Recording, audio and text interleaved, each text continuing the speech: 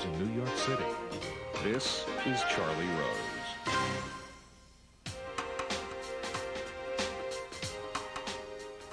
Cate Blanchett is here. She won the Oscar for her portrayal of Katharine Hepburn in Martin Scorsese's The Aviator. This season, she appears in 2 films. First, she reunites with director Shekhar Kapoor for Elizabeth, The Golden Age. Then she interprets Bob Dylan in Todd Haynes' I'm Not There. At the Venice Film Festival, Cate won a Best Actress award for this role. Here is a look at her in both. Go back to your rat hole. Tell Philip, I fear neither him, nor his priests, nor his armies. Tell him if he wants to shake his little fist at us, we're ready to give him such a bite he'll wish he'd kept his hands in his pockets. You see a leaf fall, and you think you know which way the wind blows. Well, there is a wind coming, madam, that will sweep away your pride.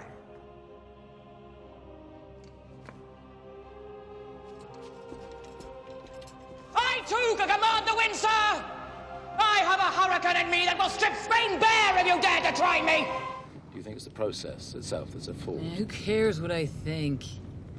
I'm not the president. I'm just a storyteller, man. That's all I am. Well, I presume at the very least that you care something about what you sing every night. How can I answer that if you got the nerve to ask me?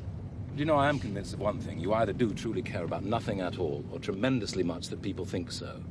And you ask for my time? Mr. Quinn, we really do need you. Listen, I know more about you, right, than you will ever know about me. Slaughter me for all I care. I refuse to be hurt. You refuse feeling deeply about anything when it's clear to anyone how entirely self-conscious you are. Well, what precisely, please do tell, am I supposed to be feeling, huh? I'm simply referring to standard emotions: pain, remorse, love. Yeah, I have none of those feelings. In January, she, along with her husband, playwright Andrew Upton, will be co-artistic directors of the Sydney Theatre Company. I am pleased to have Cate Blanchett back to this table. Welcome. Bonjour. Bonjour, exactly. Any reservations about going back to Elizabeth? Many, many reservations. I mean, I think because it was such a turning point for me in a lot of ways, in retrospect. I mean, it opened up the possibility of having an international career. And it was such the muscles that one had to exercise to take on that role were huge. And I'd probably been working in reaction to it for quite some time. And I'm not interested in going backwards. So I wanted to make sure that if I was returning to it, like when you return to a role on stage, that it was actually progressing me forward somewhere. And then I had something else to say. What else did you have to say? I don't know. Something, I hope. I said a lot of things very loudly. Just look at the performance. You'll see it all there. But look, I'm 10 years older. Yeah. And I was interested, epic backdrop of the Spanish Armada, but I was interested in telling a story about a woman confronting the aging process. And, which is a very, a timeless dilemma for men and women. So. It is said that when you were thinking about this, that Gregory Rush had a conversation with you, and he said, my dear, or whatever he would say, you don't pass these roles up lightly because of the passage of time, and you may not get that many juicy parts. Well, did he say anything like that you remember? Jeffrey. Or is he just telling interviewers, I said this? Spinning his story. I mean, the thing for me is, yes, it was a juicy part. There's a lot of juicy parts, and I've been fortunate to play most of them, yes. Play a lot of juicy parts. And last year was extraordinary, going from playing Hedda Gabler at BAM, and then going to play Elizabeth again, and then playing Bob Dylan. Right. Was, and then my husband and I directed a Pinter and a Mammoth at the end of it. It was an amazing year. And so I didn't take it out of panic. I think my reservations were mostly about not repeating myself. And, there's a long legacy of actresses who've played this role, from Flora Robson and Bette Davis to Helen Mirren. And, so I just wanted to make sure that there was something unique to say. I'm not building the case that you shouldn't have done this, in fact. No, but it's overwhelming that you should have done this, but just whether you had some reservations. And so what did the director who you'd worked with before say to you? Come, let's play. Come, let's play. We talked. I mean, he asked me about a week and a half after finishing the first one. You know, were we going to go back and make a second? And I thought he was joking. And we've remained friends and are constantly talking about doing stuff together. And he kept returning to the idea, and I thought he's obsessed with this. And so it was really, in the end, I think he's a very persuasive man. And when you look at his first film that I saw, Bandit Queen. It's an astonishing film, and you know that you're not going to get the regular BBC period piece. And they're wonderful and fine, but they've been done, you know, and so you're going to get a very particular take and a very kind of unique sense of truncated and telescoped chronology. Right. He's not interested in history in a lot of ways. So there is some literary license here. Some. Yes. But, you know, it's a huge... Yeah. I mean, her reign was incredibly long and incredibly dense. Yeah. And you do have to choose events. And so by that, you are being selective in that way. So you will make omissions. Did you make up events too?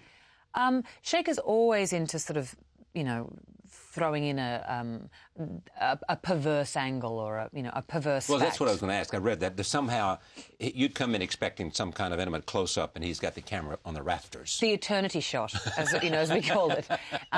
You know, he will always film from, you know, under the chair legs, as opposed to when you're expecting it to be the money's here. Why are you on my ankle? Yeah, exactly. And you have to go with that. And because I'd worked with him before, and we've got quite a fluid working relationship, you know, that I love that stuff. He lets you sort of be into the editing room and...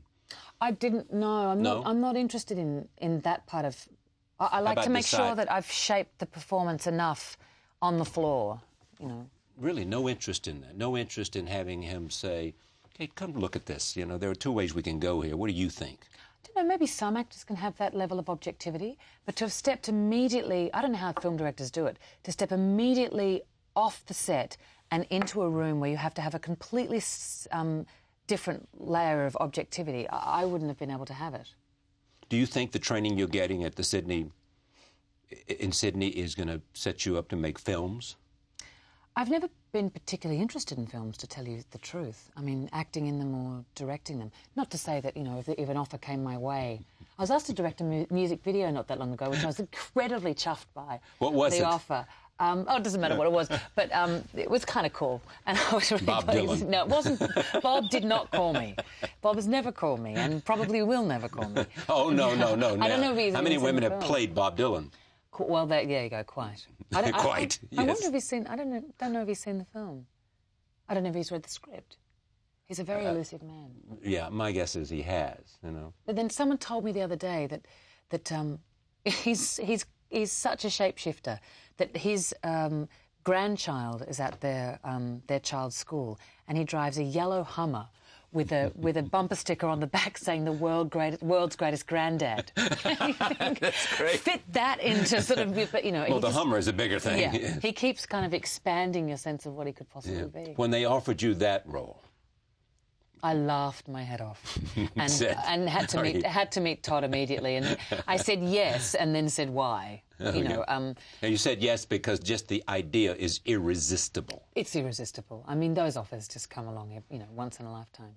And it's a very... I mean, the script was written as an algebraic equation that only Todd could solve. And each section was divided, because he's divided Dylan's musical journey and his persona, whatever that is, into 6 different characters, none of whom are called Bob. The persona is genius, I think. Yeah. And my section was called A Rock Star Wreaks Havoc on His Electric Tour in the style of Fellini's 8.5. And I went, I'm in.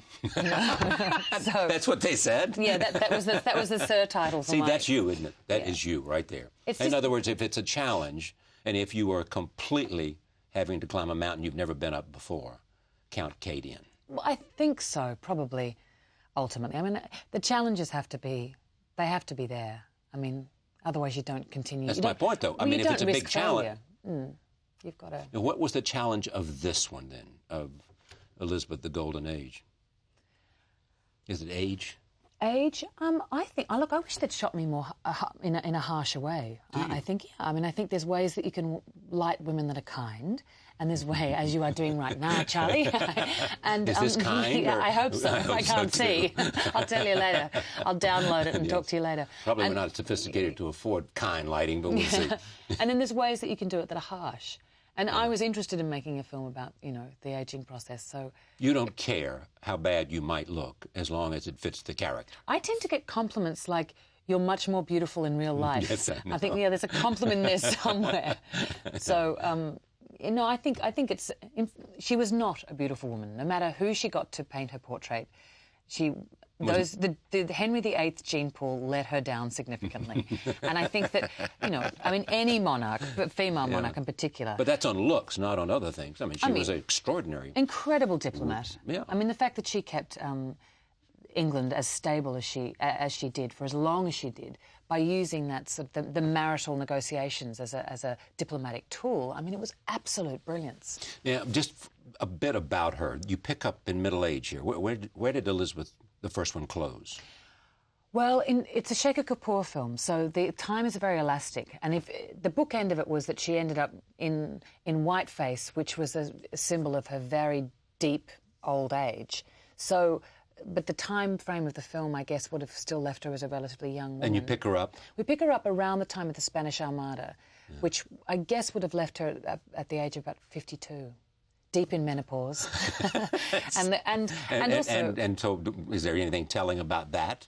Deep in menopause? Well, I mean, that was just my supposition. I mean, because I began to sense the way the script had been written that she was incredibly volatile, and I thought it'd be interesting to sort of look at that from a bodily point of view, like how her cycle was actually disintegrating and how that would affect her mood swings. Because I was interested in the notion that as she got older, the prospect of her having a child became increasingly ridiculous, but she needed to keep that open for political reasons.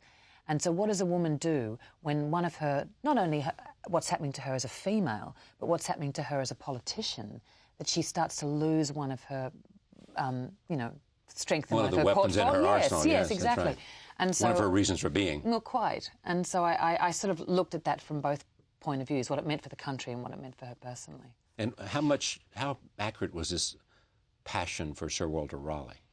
I think there were a lot of favourites, and Raleigh was one of them. She was just one of many. There was nothing special? Well, no, I think what we worked with in the film was the notion that here's a woman as cultured and expansive a thinker as she was, but she was bounded by the shores of England. She'd never left. And that was because of, you know, it was too dangerous for a monarch to travel. You get in a ship and you may never return. And that she had this very vicarious relationship with Sir Walter Raleigh. And I think vicarious meaning? Well, living through him. Right. And so... he was her adventurer. Well, quite. And so I think it was... That, to me, was... Because she was having an amorous relationship with someone later on in life, I don't think you fall in love the same way. So I was interested in that vicariousness as opposed to it simply being a young girl. Tell me how it's different when you fall in love later in life. I don't know yet, Charlie. I was acting. I'm still incredibly young. Now, you and Andrew have been married how long? 10 years. And you got 2 kids? 2 kids. And back at the Sydney Theatre, is it the Sydney... The Sydney Theatre Company. Theatre Company, yes. That'll give you time to sort of be home for those kids now, huh? Yeah, well, I mean, they've been young enough to travel with us and have had an extraordinary adventure, but, you know... And they loved it. I've just finished doing the Indiana Jones film, and the boys have been at school in Los Angeles, and they couldn't wait. They were cancelled all their play dates. They wanted to come onto set, you know, the stunts and the cars. That's what it is. It's the fact of who he was and what he did. Yeah, and my eldest has watched half of the first Indiana Jones film, and he, you know, you could see him grappling with the notion of reality and fantasy, that there was Harrison Ford, but there was Harrison Ford, and the whole notion of a character and a person, and there's very big concepts for a child to kind of grasp. I mean, it is silly to even think they're thinking about what they might want to do with their life, isn't it? They're being told what they want to do. Accountants, both of them. But not lawyers. No, not lawyers. Investment bankers, perhaps. Investment bankers. That would be good. So that Mom's Theatre would be just fine the rest of her life. Quite. So tell me what you're doing at the Sydney Theatre. I'll come back to Elizabeth in a second. What you've done a Harold Pinter piece? Yes. Well, short piece. Yes, both Andrew and I got our first significant jobs, really, at the Sydney Theatre Company. His first play was put on there. And he's a director and playwright, yes. Yeah, and my first acting job out of drama school was there in a production of Carol Churchill's Top Girls. And last year, he and I did a double bill of plays. He did a one-act mammoth called Reunion, which was a wonderful play. And we paired it with a Pinter. And we floated the whole thing on water. It was quite a night. What was a Pinter? It was a kind of Alaska. Oh, yeah. And just to have those two playwrights in dialogue with one another, you know, because they've been so influenced by one another, and you know they're so influential on the way we speak, and they understand language in a way like very few other modern playwrights do. So that was a really interesting exercise, and went down really well. But the current artistic director, Robin Nevin, she programs her season for next year, which we caretake, and then we program our first season in 2009. But when you started out, did you think, I'm just going to be a theatre actress and that's it? I'm not going to fantasize about film and all that film allows you to do? It was never really a mecca to me, and also because the Australian film industry is so small, and I'd been to a theatre school. But you only thought in terms of Australia?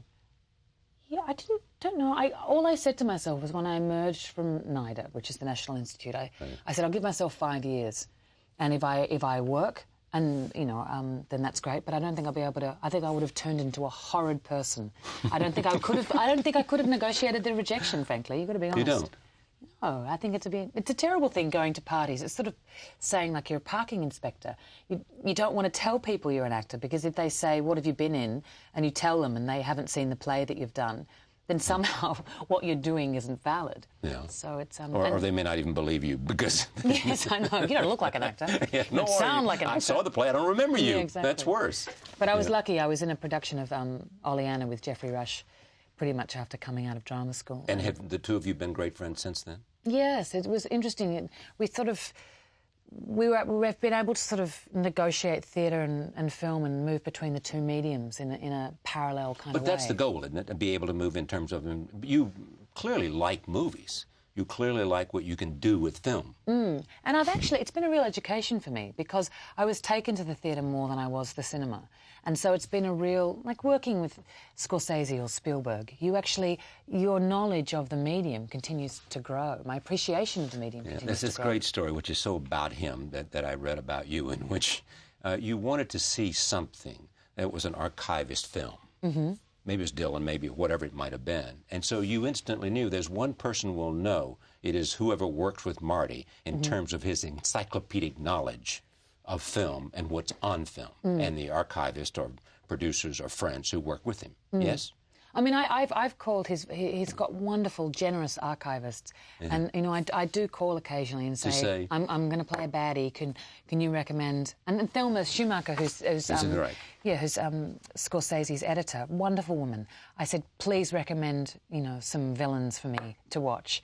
You know, and so it's great to have dialogue with those people who have the lexicon of cinema at their fingertips. Now, when you were going to play Kate Hepburn in The Aviator, did you go watch a lot of Kate Hepburn? I did, and the benefit of working with Scorsese is I saw it screened, and it was then that I truly, deeply appreciated the subtleties of her performance. I got the athleticism of her performances and how groundbreaking she was, and she's a powerful presence even on a small screen. But also what I began to appreciate was the camera moves, the direction of those films.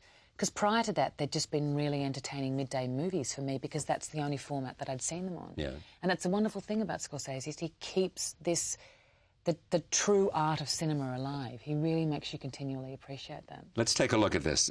Here you are with your Catholic subjects in your council. Here it is. How many Catholics are there in England, sir? Immense numbers, Majesty. Half the nation cling to the old superstitions. What would you have me do? Hang half the people of England, or just imprison them? We must act, Majesty. Our inaction is perceived as weakness. If my people break the law, they shall be punished. Until that day, they shall be protected. Majesty, we have proven reason to fear every Catholic in the land. Fear creates fear. I am not ignorant of the dangers, sir. But I will not punish my people for their beliefs, only for their deeds. I'm assured that the people of England love their queen. The whole idea of understanding persona as a part of the exercise of power, you know, and sort of it's as simple as generals who fashion a certain personality, then they become that person. George Patton is one of them. You know? I mean, really, when you think about the power of a monarch then as compared to now, it was like a benign dictatorship. And I think with the divine chain of being, where Elizabeth is anointed by God, then your sense of your place in the world and the power that you have is so inextricably linked with your persona. And there's a fascinating fact about Elizabeth is when she died, she became convinced if she lay down, she would die. And she stood in front of a window for something like 18, 20 hours. And she was, I mean, she was very ill and very old at this point. And when she was ready to die, she went and lay down. When she could control it, then she went and lay down and died immediately. I mean, it was the sense of holding on to that power. I mean, if you let it go, then you let go of yourself. Now, can you imagine coming back to her for a third time? You mean speaking to Shaker? No, he's... Oh, dear. I mean, has he at least crossed that... Has that idea been expressed to you? Look, he's a provocateur. As he finished this, he said, maybe again. He's a provocateur. He started talking about it in the second week of filming and almost shoved him into the Thames. You never say never to these things. And it goes without saying, she's endlessly fascinating. But so are many women in history. So is Pope Joan, so is Amelia Earhart, so is Hillary Clinton. So is Catherine. Yeah, quite. And so you think, well, what's the story? Hillary Clinton. So somebody comes and they have a storyline of going from being one of the brightest in her class, being asked to deliver the commencement speech at Wellesley, chosen among students to do it. I mean, I'm sure they had a commencement speaker as well. You know, to make it, she was sort of then making a decision that she wanted to marry Bill Clinton and go back to Arkansas, adjusting to a very different culture, playing a supporting role, all of that. Tell me what you would want to know about her if you were playing Hillary Clinton. I think now I want to know what's happened next. And I do think it's interesting where someone begins. I mean, if you think about someone like Al Gore, the environment, even though, you know, he was told when he was campaigning it wasn't particularly sexy to discuss it, it's still part of his gene pool. It's part of his blood. It's part of who he is, and you can't extricate that. Like you can't extricate Bush from oil. And I don't think you can extricate the care of well-being of children from Hillary Clinton. I mean, that was something that she's been interested in from the very get-go. There's something... She has a very strong interest in education, and I just think that's. So I want to see where that goes More next. so than the power curve, the power relationship, and the idea of power, and the idea of creating history, i.e., the first woman. She may very well be the first woman president of the United States. I mean, the idea of not only that, the historicness of if she becomes president. Husband and wife becoming president, beyond just the first woman. I mean, I think it's the package, isn't it? Like, in a way, it was the package before. Tell me about aging, just, I mean, how you see this process, and do you think about it at all? Do you think about it more now than you did 2 years ago? Or is it all something in the future? It seems to happen in stages, doesn't it? Every 5 or 7 years, you think, you just jump down a level. Oh, God, I've gone through another 5, and... But it was different. I don't know, I feel... But it's also wonderful to... I mean, each stage that I seem to have gone through has somehow been more expansive than the last. And you can either sort of embrace where you are and see the opportunities in it, or you can fight it. And I think that the more introspective and self-obsessed you are, the less engaged you become in living your life. And I mean, I think there's... So you can be too introspective. But here's what you said. This is you. Really? Yes. Well, according to these people, The New Yorker, they're pretty good. They have fact checkers at The New Yorker. This is about motherhood and how it's changed your acting. You said, quote, I find it's made me more economical, more focused, more generous, less self-centered, and I'm great for it. You said, I remember embarking on Veronica Guerin after Dash, your son, was born, thinking I had nothing to give this project because I'm so filled up with this creature we've created. But I've become a better actor because of it. I think parenthood is knowing what cards you've got and then throwing them up in the air. You need to let go. It's like when you experience intense grief. You often have the deepest insight because the dead wood's being cleared out. When you're absolutely exhausted, somehow the work you've been consciously trying to do gets done on a different, deeper level. When you let yourself alone, when you're not self-conscious. Like, how can you fall in love when you're thinking about yourself? You know, when you're at your most exposed, you're at your most engaged often, and I think it's just about, you do have to let go. I mean, you do a lot of preparation, and then you do have to give over control to the moment, and that's the adrenaline rush of being a performer, is you don't know what the audience is going to throw back at you that night. You know, I wish I had the courage to be a stand-up comic, because, I mean, to me, that's the ultimate kind of, you know. I think so, too. It really is. I mean, to be able to go out there and test yourself every night, not knowing. I've got a friend who does that, and I can only go and watch him every so often, because I get stomach ulcers with anxiety, you know, thinking, is it going to work tonight? And what they think and feel when it doesn't work. No wonder they're dark. But here's what's interesting about this. This is eloquent, insightful. I mean, and yet you don't want to write and don't think you could write, and yet this is really interesting observations. It's conversation, though, which is very different to... Conversations make terrific writing. Well, then maybe if it was a conversation, that's a different thing. I mean, I feel that when I sit down, I could never formulate my arguments when I was doing my Bachelor of Arts at university. My essays were dog's breakfast. They were dreadful. Dog's breakfast. But yeah, that's an Australian expression. Dog's breakfast is not a pretty sight. But when you have a dialogue with someone, and that's what I love about the theatre, is that's what the rehearsal process is you throw out an idea, and it's someone else is the devil's advocate, and they buffer it back, and the idea grows. I mean, that's what a great conversation is. But is there some of that in terms of the way you talk about roles and interpretation? You know, you'll throw something out, he may respond to you, and you may come back, or does he leave you to create the persona and the... A bit of both. I mean, he can be quite obtuse. Like, before we started shooting, he talks around a scene as opposed to directly going at it, which is quite interesting. And we had this long conversation, and he showed me a storyboard, an animated storyboard that he and Deepak Chopra had done for a film that he wants to make about the Buddha. And we got Deepak Chopra? Yeah, and so they'd done this thing, and they run a comic book company together. He's a fascinating man, Shaker. And when we got to the end of this sort of, I guess, trailer for the Buddha film, I said, that's the story of Elizabeth. I mean, isn't that the film you're about to make?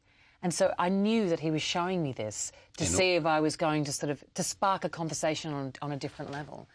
So he can be quite sort of left manipulative. Yes. What's the word you're looking for? One way, maybe, yeah. But for a good end. Here's what you said about your face. The greatest compliment I think I've ever had was when another actor said, I had an actor's face. There's a line in the Arthur Strauss play, Big and Little, where it describes a character as a woman, not old, not young, and I hope that I'm a woman, not ugly, not beautiful. I'm as vain as the next person, let's face it, but it's really important to try to shed vanity. It's true, in life and in art. Shed vanity. I mean, you know, we try. We can but try. It's great to have you here, Thanks, as always. Charlie.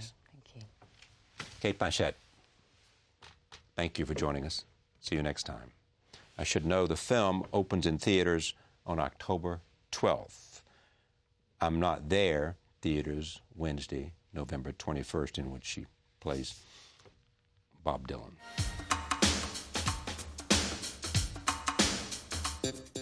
Cate Blanchett in a conversation recorded earlier this week. Here is a preview of our Monday night conversation with Erik Prince, the founder and chairman of the controversial private contractor Blackwater. George Clooney, the actor, was on my television program recently. He said to me, he got a call from you, suggesting, because of his interest in Darfur, that if they let you, you could do what in Darfur? What we would, you know, as an idea to at least evaluate. Imagine a force of just some professional advisors, a couple hundred folks that could go and help the African Union or the UN soldiers be even better at their jobs. Help them make sure their vehicles are running, that they have a communications plan, that they have batteries and radios, the basic elements of soldiering, to get them out there, to get them patrolling, to give them some helicopter medevac support so that if one of them gets hurt, I mean, troops, it's a fact, they do better if they know that they're going to get taken care of if something bad happens. So it's a support mission. It wasn't, as someone also said about you, because how much you love the Navy SEALs, that you have dreamed of creating this private army that could be a lightning-quick response and deal with circumstances like Rwanda, like Darfur, and perhaps other hotspots, essentially saying, let me take care of it. I can do this. I have the men, I have the skill, I have the training, I have the know-how. Let me take over some of the responsibilities of peacekeeping in the world. No, that's too far of an assumption. But who can watch the movie Hotel Rwanda and not wish it had a different outcome? Who didn't wish No one. that the UN would have sent troops or yanked those Belgian commandos back there to secure that hotel and to provide some safe havens? I mean, you let almost a million people in a country about the size of Maryland get killed by farm tools over 4 months. You're basically saying Erik is prepared to go on peacekeeping missions before the UN can go, before other people can go. We want to do that. That's what we're qualified and trained to do. I can't go and offer those kind of offensive services. I'm saying if... Have you thought about it? Have you thought about this might be a place I'd like to go? Again, you watch the movie Hotel Rwanda or sometimes in April or one of those and say, man, someone's got to do something. And,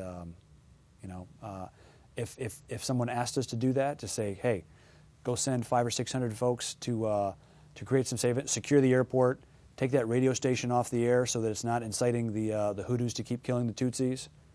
Yes, private sector could have done that, and we would welcome the oversight. Send 50 U.S. military advisors or UN military officers from some country. Send them along. Make it a joint operation, but someone do something before that happens again.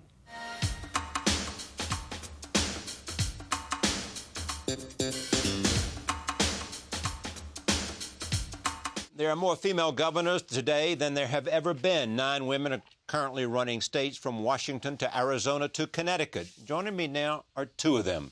Janet Napolitano is the Democratic governor of Arizona. She is that state's 3rd female governor. She was reelected to a 2nd term last November. And Sarah Palin is the Republican governor of Alaska. She is the state's 1st female governor. She was elected last November. They were both in New York to attend Newsweek magazine's annual Women and Leadership Conference. I am pleased to have them here at this table for the first time as we celebrate women. Welcome. Thank Great you to see so you. much. Now, is there any difference in the way women govern than men? You know, You've asked me that 1,000 times. Just a few. In the end, you're ultimately judged not by how you govern as much as the results that you produce, Right. and that I think is not gender specific. You know, did you do something with education? Did you fix that freeway? Did you give the people a sense of calm and confidence that somebody was at the helm who was really in charge and was trying to do the best things they could for them? Did you feel any need to sort of accent that idea because of gender? Calm, confident, strong? No, I don't think so. Not because of you, but because of perception from some audience. And maybe Arizona, because I am the 3rd, it's a little Right, bit different. right. I'd be interested, Sarah, in your perspective. But, I am who I am, and I just figure that's who you put out there for the people to vote for. And even though different parties, what do you talk Right. about when you come together, as in this Newsweek event? Well, we were just talking about, what you're working on for Alaska, what I'm working on in Arizona, the difference between being a first-term governor, a second-term governor, some of the challenges we face, both with our political parties, but also just with the challenge of being a CEO. You've got a legislature, you've got all these other, groups that you've got to work through. But in the end, again, it's about producing something for your people. That's what we're here for. Biggest issue for you is what? 2. Immigration 1? Well, immigration is and growth, Right. but education. Education. We've really got a job to do in Arizona. I think across our country, but in Arizona particularly. Talk to me about that, because as a program, we're interested in that, and I don't think it's getting nearly the amount of attention it should get in the political campaign for the presidency so far? You know, to me, education is the 21st century for the United States. And I believe we're not getting the next generation adequately prepared for the world economy that they're entering into. And it really means rethinking early education, mid-school, the linkage between high school and higher ed, and how you make education more relevant and rigorous for the young people today. And that, you know, at the gubernatorial level, that is probably day in, day out the issue I spend more time on than any. And so what are you doing to make a difference? What are you doing to change it for the benefit of Arizona? Well, what we've done in Arizona is we've added all-day kindergarten, universally available to every student. We just passed a cigarette tax increase for preschool and quality child care, so we're working on the early ed. We're increasing graduation requirements for high school. We're linking those requirements to what the universities need for an entering student. We're increasing the size and funding for our community colleges and universities, so we increased the expectation and accessibility of higher ed, and we gave teachers a big pay raise. Let's take Arizona for example. Does everybody who's qualified to go to college have an opportunity to go to college in Arizona, or not? Not four-year university, but if you would to combine community college with four-year university, I think we're just about at the stage where everyone could, provided we make sure it's still affordable. You see education the same way, i.e. as a significant challenge for a governor because it's primarily a state responsibility. Well, absolutely it is. For the state of Alaska, though, our biggest issues are energy issues so that we can pay for a world-class education system up there. Our energy issues surround the fact that Alaska is very, very wealthy in reserves, oil and gas reserves, but we're not given the ability right now, or I guess the permission by some to go ahead and develop those resources and flow that oil and gas into the rest of the United States of America to help secure our United States so we can quit being so reliant on foreign sources of energy, but a clean, safe domestic supply of energy being produced in Alaska. Again, we're very rich in the reserves. We just need that ability to tap them and flow into hungry markets our oil and our gas. So development of our resources. Are you speaking of conservationists or Washington or who that you think is providing the principal impediment? Who want to make the decisions for Alaska. Yeah, usually from the East Coast, yeah. Maybe not trusting that Alaska can... Is it the Congress primarily responsible for the inability of... In some respects, but also some of the larger oil companies who hold the leases and have the right to develop our resources, who may look at Alaska's resources as being in competition with their foreign sources of energy that they're developing. So once Alaska is allowed to very responsibly and safely develop our resources, we'll lower costs of energy across the United States, and that would allow Arizona to fund an even greater education system, and we'd be able to secure the United States with a clean domestic supply of energy. Why can't you convince environmentalists of that? You know, environmentalists are right on board with us with our proposal to build a natural gas pipeline through Alaska and then flow that energy into the rest of the United States. Environmentalists have great concerns about some other development proposals, like in ANWR and offshore drilling, and we're working on that. We're working with them. But we have to prove our way, if you will, in Alaska. We have to prove that we can do this cleanly, that we can do it safely, and that's what I think my administration is standing for, doing it right. What was that highway that Senator Stevens wanted to build?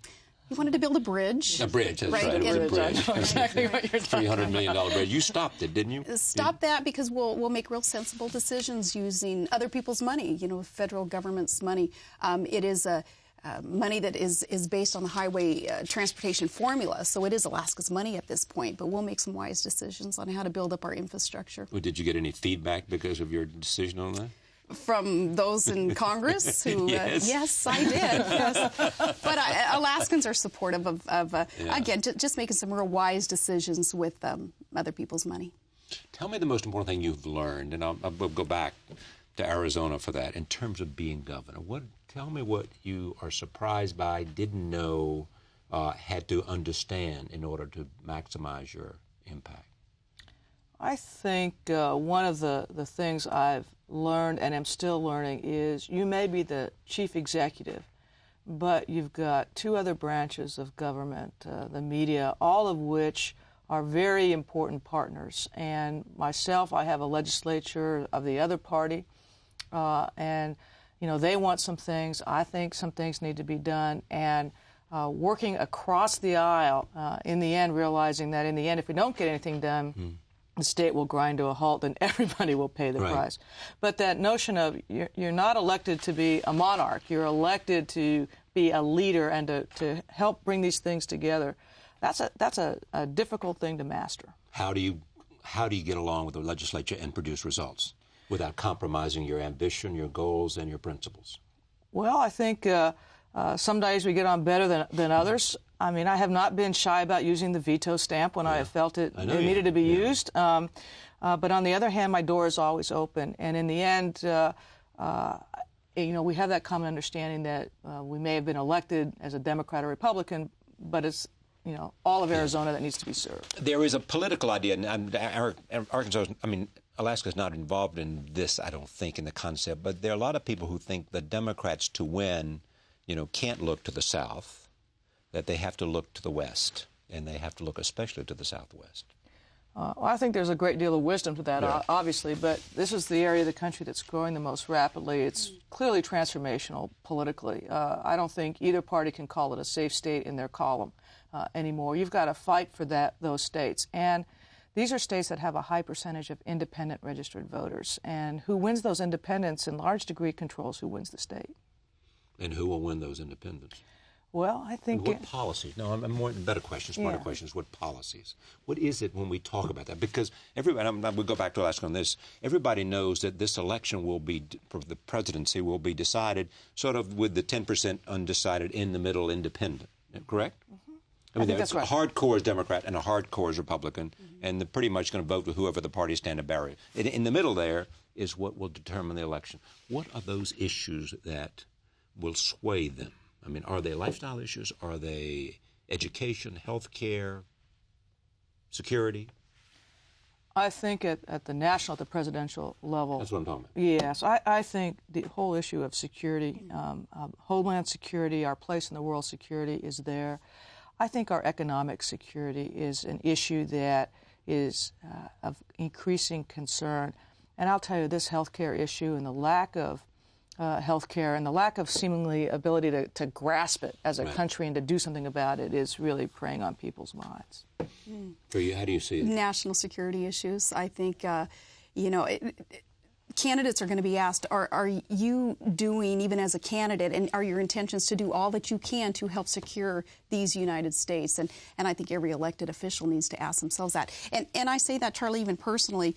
My one and only son, my 18-year-old, he just signed up for the United States Army. He's at boot camp right now, and I'm thinking, you know, this kid is doing all that he can within his power to help secure and defend the United States. Every elected official had better be asking themselves, are you doing as much also? Are you doing all that you can? Certainly on the presidential election, in that scene, that's what's going to be asked of candidates, and I think he or she who ends up on top of that issue will get those independent votes. Who do you favor? I'm undecided because I haven't heard a lot of discussion to the degree that I want to hear about doing all that we can to secure these United States, and not just militarily, but again with our energy issues. Are we too beholden to unstable regimes right now? Are we at their beck and call, those who would potentially cut off a supply of energy to the United States? Do you know what the Bush administration energy policy is? Well, we hear about it through the media, yes. You're presuming there is one. Well, I'm looking for it, but that's okay. You know, but one thing, you were asking one of the things you learn as a governor. Right. Well, one of the things that you really learn is you're the commander-in-chief of a National Guard, and that is a totally different role. You have a contingent in Iraq now, do you know? We have, and we've had consistently, and that means you're talking to families, you're going to funerals, you're thinking about deployment in a fundamentally different way, perhaps, than I had anticipated when I ran for governor the first time, and it's a big responsibility. I think it's our biggest responsibility. I do. The National Guard also in Alaska, the troops that we have serving overseas also, what a responsibility we have to make sure that they are taken care of, that their families are being taken care of also. That's on our watch, and very significant, very lots of accountability there, and I cherish that role that we have also. A lot of people think that 2008 is going to be a Democratic year. You worry about that? I'm not worried about that. I want the best person elected. I want the best policies and ideas to be ushered in via the vote in '08. What do you think the people of Alaska are looking for in their next leader?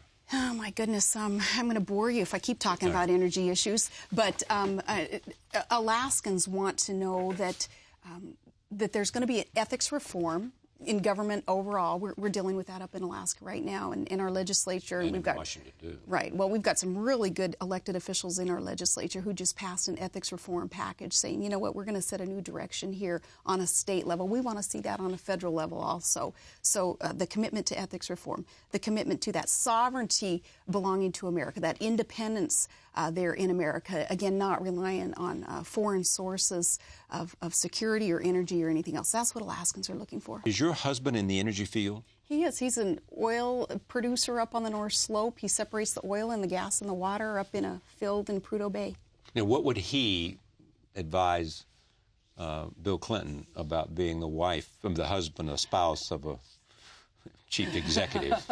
Well, my husband Todd, they refer to him as the first dude because he's so that's, first of all, Clinton's looking for something if she's elected, a name, and first dude might be it. First dude. And that's that is pretty so, good, isn't it? That is so Todd. He's one of the world champ snow machine racers with the Iron Dog that he's won that a few times. And I think he would advise... He likes being first dude. He likes being first dude because he gets to pick and choose what he wants to focus on. His focus is workforce development. Right. He wants Alaskans, the young people there, to be raised up and skilled up, ready to fill the workforce needs instead of importing our workforance. Yeah. Tell me about ambition, yours. But do you think beyond being governor? Oh, yeah, from time to time. I don't want to fool people. Yeah, because you're always on everybody's great mentioner list. Yeah, and that's very flattering. But I'll tell you what. I think you're only on that list to the degree that you are demonstrating that you are doing a very difficult job and doing it well.